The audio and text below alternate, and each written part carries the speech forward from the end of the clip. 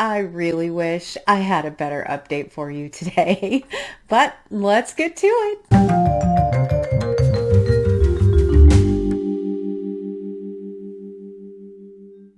Hi everyone, I'm Sandy. Welcome back to my channel.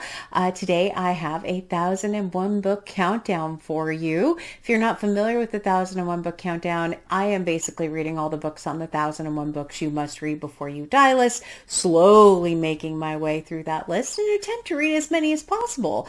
I have been doing this for a number of years and really like doing this.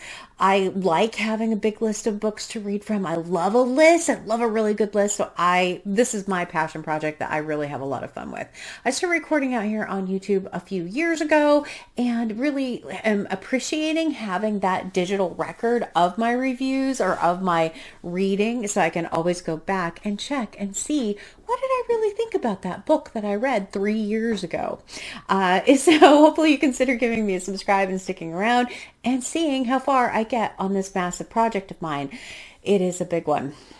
But for today, what we will go ahead and do is put up my numbers. The first number is 796. Now this represents the total number of books I have left to read on the 1001 list. This is including all the way back, or the grand total of 1,305 books. So I have read a considerable number of books, rapidly approaching the halfway mark. I think, yeah, right around the halfway mark of reading from that list. But I started documenting my YouTube journey at 1001. So I've read several books, obviously, a couple hundred books since starting my YouTube channel, which is very cool. But that's what that top number is. Now, the bottom number is 47. Okay, so what does 47 represent? Every year at the beginning of the year, I pre-select 52 books that I want to focus on in the year, with the idea of getting that number down to 0. And as you can see, it's 47. That's because 2025 has been a miserable failure for reading off of the 1001 book list. Not only for that, but for my reading in general has just been really chaotic and all over the place. So yeah, it's not great. I didn't have enough brain power to kind of focus on some of these other books. I'm not much of a mood reader, but this summer has really turned into just kind of either not reading, which was a common theme, or reading whatever kind of crossed my path. And I'll talk more about that hopefully in an upcoming video. But yeah, 47. I'm going to go out on a limb and say I'm not reading 47 books on the list in the next 3 weeks before the end of the year. So, but we'll keep it up there at 47 and see how big of a dent I can make off of it in 1 month. Yeah, I don't think it's gonna be big dent, but we'll try. Especially since one of the books, which would be this one, I was planning on talking about today, and yeah, I already talked about it. So we're just gonna put that one down. I did have to go back and re-watch part of the video because I didn't remember a single thing about it. Turns out it's a collection of short stories. Good to know. Good to recall. But anyway, that's neither here nor there. Let's go on to the books I actually did read. This first book I read months ago. It happens to be one of my 5-star reads off of my 1001 book list. It is a reread for me, and that is The Stone Diaries by Carol Shields. I really want it on this side.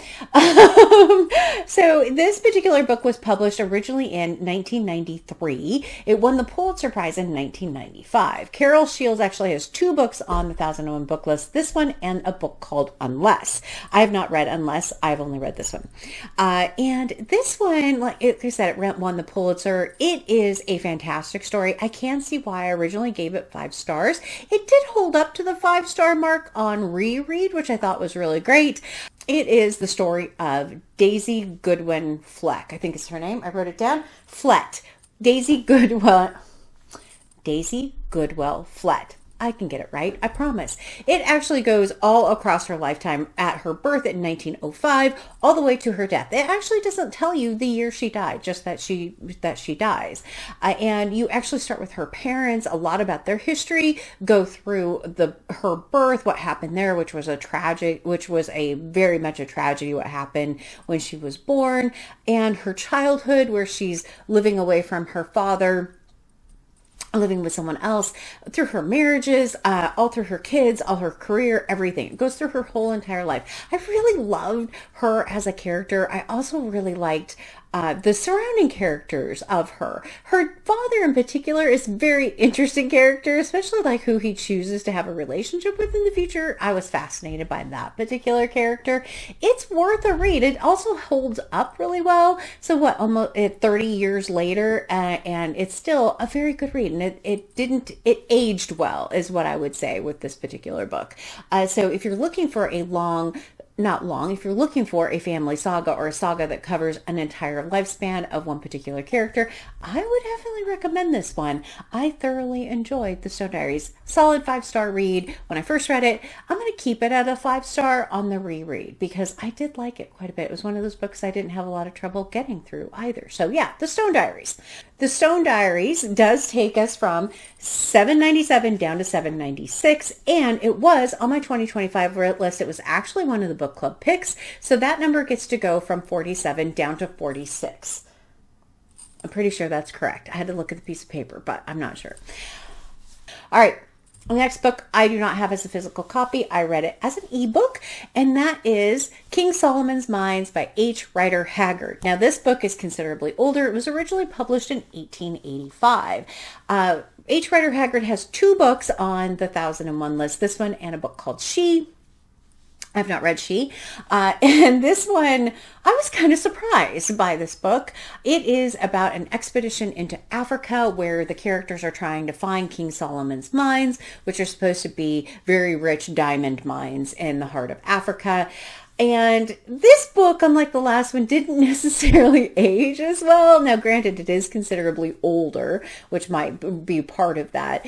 There is quite a bit of violence in this book, a lot of just some natural or some tragedies relating to the animal life that's there, some violence, some horrible weather that causes a lot of problems, but there is quite a bit of death and dying in this particular book. It is narrated by a character whose name is Alan Quartermain, and he is dubious of the trip in the beginning because he knows most people who try and go find King Solomon's mines basically never come back, including one of the main character's brothers, which is what is his motivation for trying to go there. Not the massive amounts of diamonds. He wants to try and find his brother. So as they head out, it's not very long into the book, but that the first tragedy happens. A couple of the things that didn't age very well. There is a scene where they're hunting elephants for their ivory. That was a very difficult portion of the book to read. There's also a lot of interactions with the people who live in this particular area that they're going to, and that was very tough to read in places. But overall, and there was a little bit, the other thing I would say is that there's a little bit of, coincidence or, a little bit hard to believe a couple things that were happening in the book and just kind of who the characters came in contact with or where they took shelter. There was, something there that was unexpected. And the end was very coincidental. It's like, okay, you got very lucky at the end to figure out, one, how to kind of get out of where they were at, and two, kind of who they met up with at the end. Both of those were a little coincidental, a little too unlikely scenario that would have happened maybe. That's kind of like the main thing. I'm interested in reading the next book by them. The rating that I ended up giving it was a 3-star because it was okay, but it wasn't great. And I don't know if I'll remember it later on. I have no idea. With this book, we do get to go from 795 to 794, and it was on my 2025 list. So that number gets to go from 46 down to 45. Yeah, have you read either of these books? I'd love to hear your thoughts on them. Have you read anything by H. Rider Haggard? I'm curious about that. And as far as what I have coming up next on this list, I honestly don't know. It's all the way over there. I think I have 3 or 4 books that I was trying to focus on for the month of December. Those will certainly be my priority. But we'll see. And I don't know what I'm going to do yet for 2026 for the TBR. I'm still trying to figure that out. Don't want to set a full TBR. I tend to do better when I have a full set TBR rather than just kind of going, well, we'll see whatever we can read. I think any of the books I own should count. And then we'll see if I set one. I'm kind of debating doing some rereads of some favorite books off of the list as a way of trying to kind of encourage me to keep going reading on it. I might do that. We'll see. What do you think of any of those ideas? Would love to hear from you. As always, like, comment, and subscribe. And until next time, everyone, thanks. Bye.